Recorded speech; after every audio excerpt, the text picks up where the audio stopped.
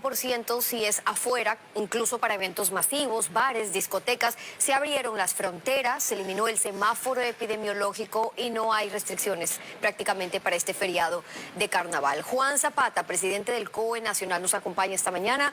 Bienvenido a Contacto Directo. Buenos días. Buenos días, estimada Steffi. Siempre es un gusto conversar con ustedes. Un saludo cariñoso a todo el país. Igualmente, suena esto a ya estamos terminando, pero no es del todo el final. Así es, Steffi, nosotros lo habíamos dicho, ¿no? El tema del ingreso de Omicron, quizás en el peor momento, porque Omicron ingresa en el mes más complejo que tiene el país, inclusive antes de pandemia, como es diciembre, por todas las connotaciones que tenemos. Empezamos con fiestas de Quito, tenemos Navidad, fin de año y todo lo que eso conlleva.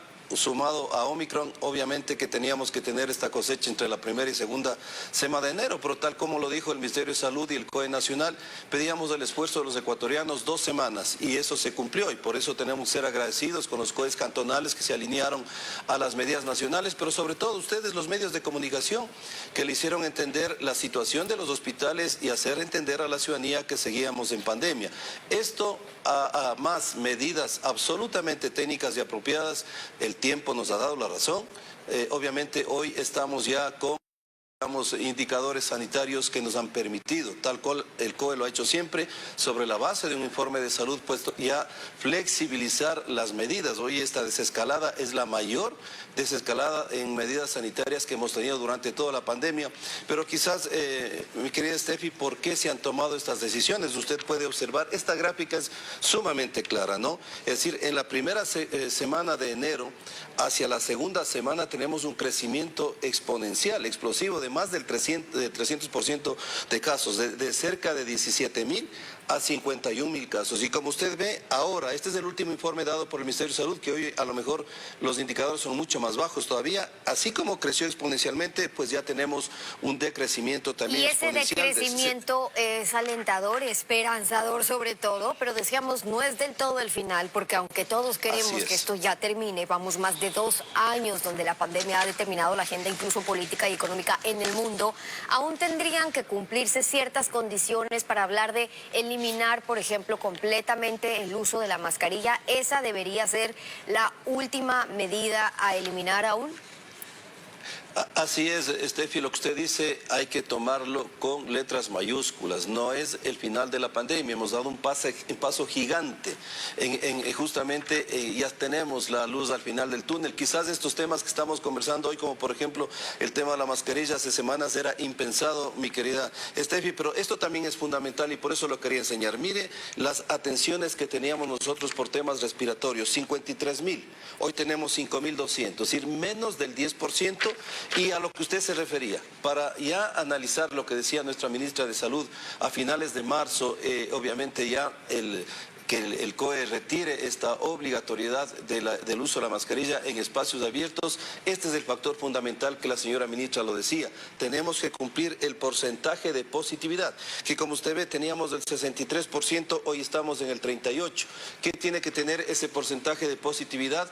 El menor o igual al 5%. Lo podemos cumplir. Ese es un reto que juntos lo podemos hacer, mi querida Steffi, por eso es fundamental en este periodo seguir manteniendo las medidas de bioseguridad. Si bien es cierto, el señor presidente Lasso insistentemente nos ha dicho que el país tiene que caminar el escenario de la reactivación siempre y cuando lo sanitario nos permita. Hoy estamos en ese escenario, pero no podemos relajarnos, pero eliminar no podemos eliminar completamente el uso de la mascarilla sería bajo el cumplimiento de esos condicionamientos para esos niveles, a un 5% o menos, me dice usted. La ministra de Salud había anunciado que podríamos ser, de hecho, de los primeros en la región que va eliminando el uso de la mascarilla, pero le consultaba porque para qué nos interesa ser de los primeros en eso, sobre todo si hablamos de espacios cerrados con gran afluencia, si ya sabemos que la mascarilla ayuda, pues ¿para qué tener ese récord? Estefi, nosotros, si es que las condiciones sanitarias dadas por todos los informes, porque nosotros manejamos absolutamente todo con informes, así lo determina, lo haremos. Y qué bueno que el país pueda hacer. Además, y hemos sido referentes regionales y mundiales en procesos de vacunación. Hoy Ecuador es un modelo inclusive llevado por el Banco Mundial a Europa por la vacunación de 2 dosis. Ha sido felicitado por el asesor de la Casa Blanca. Es decir, y hemos sido referentes. Por lo tanto, si es que estas cifras siguen con esta marcada tendencia hacia la baja, para lo cual el compromiso ciudadano es fundamental, nosotros podríamos conseguir estos indicadores técnicos y dar, obviamente, otro paso hacia adelante. Pero para eso requerimos el concurso de todos, ¿no? Han visto experiencias también en otros países, imagino yo, tienen casos como el de Australia, Nueva Zelanda, Israel, sí, que se cerraron al principio y ahora algunos hasta van a permitir turistas no vacunados, pero con su prueba PCR. Pero por ahí también están levantando sus alertas. Hong Kong, por ejemplo, que tuvo días después de su flexibilización registros de 6.000 nuevos contagios en 24 horas, que era un valor récord para ellos.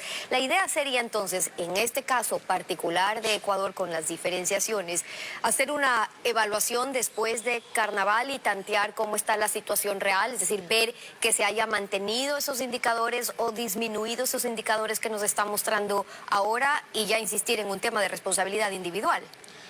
Así es, Steffi, usted con esa reflexión nos da cada vez más la razón de lo que nosotros tuvimos que hacer la segunda y tercera semana de enero. Cuando vimos este crecimiento explosivo, mucha gente decía, si tenemos un gran porcentaje de vacunación, ¿por qué es que el COE Nacional toma decisiones? Justamente por eso, porque en pandemia no existe la palabra confianza. Nosotros siempre hemos tomado decisiones cuando el escenario, sobre todo, está bien sustentado en informes técnicos y así lo permiten hacer. Hemos mirado las experiencias de todos los países del mundo y creo que por eso empecé diciendo, el esfuerzo valió la pena y el tiempo nos ha dado la razón. Cuando hemos tenido que tomar decisiones, lo hemos hecho, siempre pensando en la salud y la vida de los ecuatorianos. Pero hoy, que tenemos escenario de reactivación, Steffi, también el país tiene que caminar. Hay miles de familias que esperan reactivarse, sobre todo en un feriado como este, ¿no? Estamos viendo imágenes ahora, viendo imágenes de lo que fueron esas fiestas de Quito, esas aglomeraciones, y también producto de lo que se vivió en enero fue consecuencia de ese feriado, de esas aglomeraciones, de esos eventos masivos. No esperan que ocurra lo mismo ahora con un feriado de carnaval, únicamente porque saben que ya un gran porcentaje de la población ya está vacunada y habiendo cumplido sus 2 dosis, o porque la diferenciación, si lo que se viene ahora también son posibles fiestas de aglomeraciones, con la diferencia de que carnaval es distinto a fiestas de Quito y fin de año.